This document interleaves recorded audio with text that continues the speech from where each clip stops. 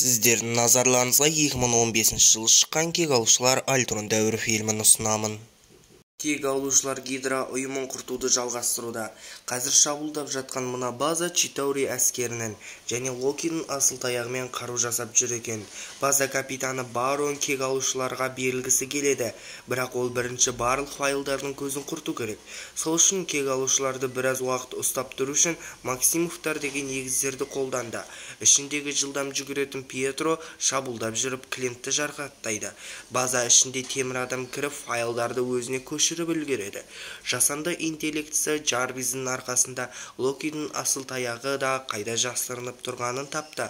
Сол кезде егіздердің екіншісі сиқыршы Ванда темір адамға психикалық шабуыл жасайды.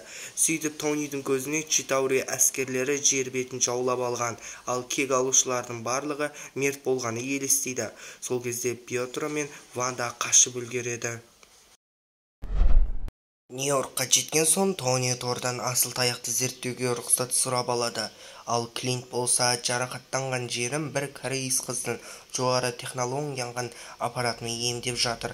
Ал Капитан Америка супер қабілеттерге ие егіздер жайлы мәліметтер іздеп жатыр. Тони асыл таяқты зерттеп, ішінен Джарвис сияқты тоқ күшін табады. Оны Брюске хабарлайды да, осы тоқ күшімен әлемге тыныштық орнататын, адамдарды басқаратын Альтрон деген жасанды интеллект жасау жайлы ой айтады. Бұл ой Брюске ұнамайды. Бірақ әлемге бейбітшілік болса, сен ендігі әрі халыққа айналмайсың деп көндіреді. Бірақ екеуі ешнәрсе жасалмай кетеді де, өздері Гидраның тағы бір базасын жойғанды тойлауға кетіп қалады. Ал қалған жұмысты аяқтауды Джарвиске тапсырады. Джарвис берілген тапсырманы орындап, Альтрон жасанды интеллектісін жасайды. Альтрон жасанды интеллектісі болса, өзінің кім, не үшін жасалғанын білу үшін интернеттен мәліметтер қарайды да, Джарвисті өшіріп тастап, кек алушылар мұнарасындағы халықты эвакуациялауға көмектесетін легион роботтарын өзіне басқарып алады. Вечеринка бітейін деп жатқанда Альтрон басқарып алған легион роботы шығады. Ол Джарвисті өлтіргенін айтып, кек алушыларға шабуыл жасайды. Бір легион роботы Локидің асыл таяғын ұрлап кетеді. Ал тағы бір легион роботы адамдар өздері құртып тынады деп айтып, интернетпен қашып, Гидра базасына барады. Кек алушылар Альтронның интернет жүйесіне кіріп алғанын байқайды. Олар бәрін өздері бүлдіргенін біліп, енді дұрыстауға дайындалуда.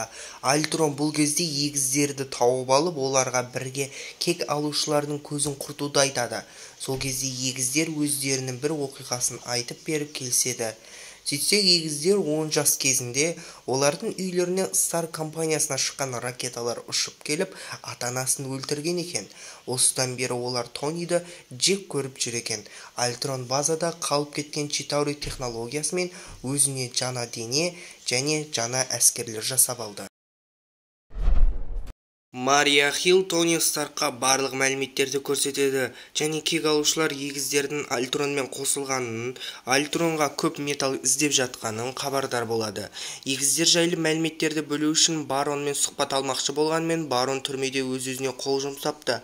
Олар енді интернет жүйесі қауіпті болған соң жазбаша архивтерді көре бастайды. Сол жерден олар Уиллис Кло есімді ұрланған вибраниум сататын адамды табады. Сол кезде Альтрон мен егіздер Уиллис Клоға келіп, вибраниум сатып алып жатады.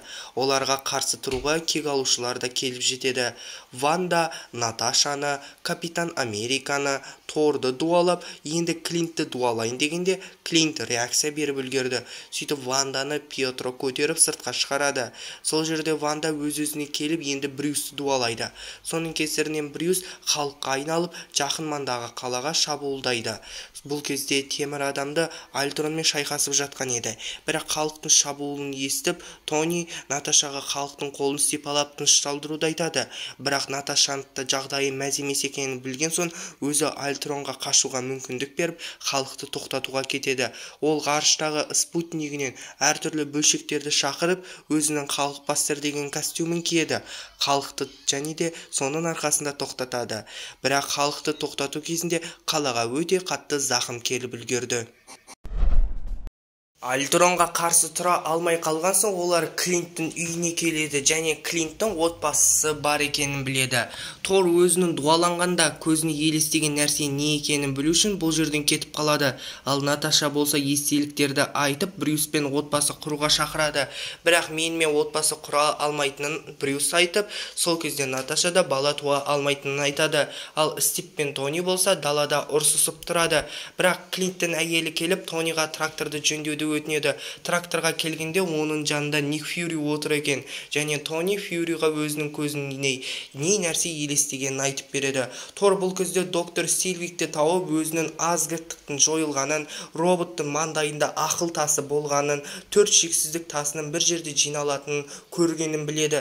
Фьюри кегалушыларға Альтронның уақыты созып бір нәрсе соққысы келіп жатқанын және атом бомбаларын құпия сөзін біреу Альтрон жармасын деп өзгертіп жатқанын айтады. Брюс Альтронның эволюцияланып, енді адам тәрізді дене жасағысы келіп жатқанын айтып қалып, кореец қыздың дене жасайтын аппаратын есіне түсіреді. Тони Норвегияға келіп, құпия сөзді өзгертіп жатқан хакерді іздеп жатады. Брюс Беннер болса Нью-Йоркқа қайтады, ал қара жесір, қыран көзі Капитан Америка Кореяға ұшады.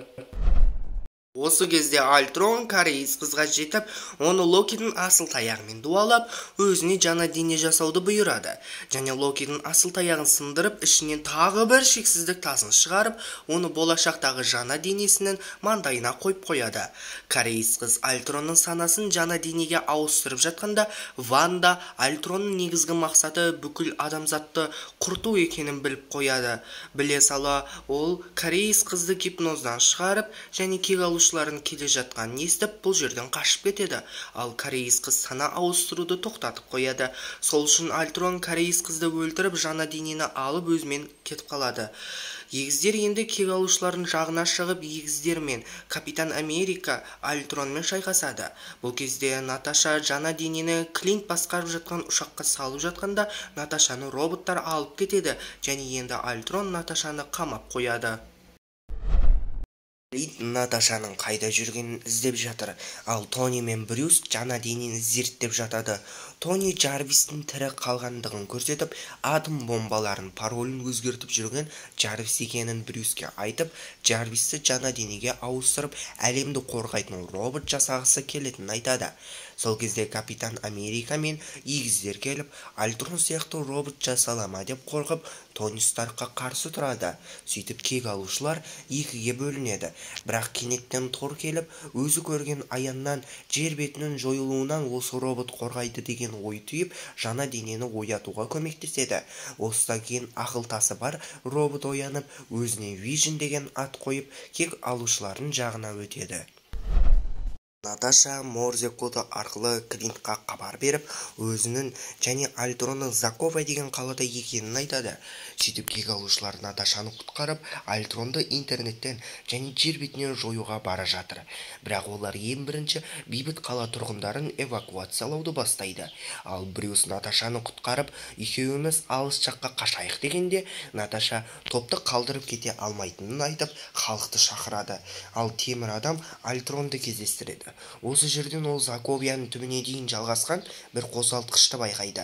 Сол кезде Альтронның роботтарында пайда болады. Кегалушылар роботтармен шайқаса кетеді. Vision осы кезде Альтронды интернеттен бұғаттап тастайды. Сондықтан Альтрон қозғалтқышты ертерек басады. Осыдан Заковия қаласы жоғары көтеріле бастайды. Альтронның бұлай жасау себебі, жоғары көтерілгенде Заковияны метеорит сияқты төмен қарай құлатып, жер бетін жою. Темір адам қатты жоғары көтерілмей тұрғанда Заковияны құлатуды айтады. Бірақ Капитан Америка бейбіт тұрғындар қаза табатынын айтып, оны тоқтатады. Осыдан кейін Роди мен қалған ұйымы ұшақ кемесімен келіп, адамдарды эвакуациялайды. Альтрон бұны көріп, Заковияны құлату үшін қозғалтқыштағы батырманы басу үшін роботтарын жібереді. Бірақ кегалушылар қозғалтқышты қорғай бастайды. Кегалушылар көпшілік роботтарды өлтіреді, ал Альтрон бір жойғыш ұшаққа мініп, бала ұстап тұрған Клинтке Клинтке оқ ата бастайды. Оны Пьетро көріп, Клинтті құтқарып өзін құрбан қылады. Бұны Ванда көріп, қатты ашуланып, Альтронның механикалық жүрегін жұлып алады. Осы кезде бір робот қозғалтқыштағы батырманы басып, қаланы төмен құлатады. Алайда қаладағы барлық адамдар эвакуацияланып қойған соң, Тор мен темір адам бірігіп, қаланы құртады. Ал абайсызда жойғыш ұшаққа кіріп кеткен халықты Наташа тоқтатпақшы болады. Бірақ халық байланысты үзіп, басы ауған жаққа ұшып кетеді. Осы кезде Альтронның санасы қалған соңғы роботты Вижн тауып алып өлтіреді. Бәрі біткен соң Клинт үйіне қайтады, ал Тор болса, осы уақытқа дейін 4 шексіздік тасын көргенін айтып, бәрі бір жерге жиналса не болады екен деп ұшып кетіп қалады. Тони Старк болса, біраз уақытқа демалысқа шығады, ал Капитан Америка мен Наташа Романов жаңа топ мүшелерін жаттықтыра бастайды. Полковник Роудс, Вижн, Кран, Ванда Максимов. Сцена после титрда таныс бір қолғапты киіп, барлық істі өзі жасайтынын айтады. Осымен видео аяқталды. Видео ұнаса лайк басып, арнаға тіркеліп, қоңыраушаны басып кетіңіздер. Қош сау болыңыздар.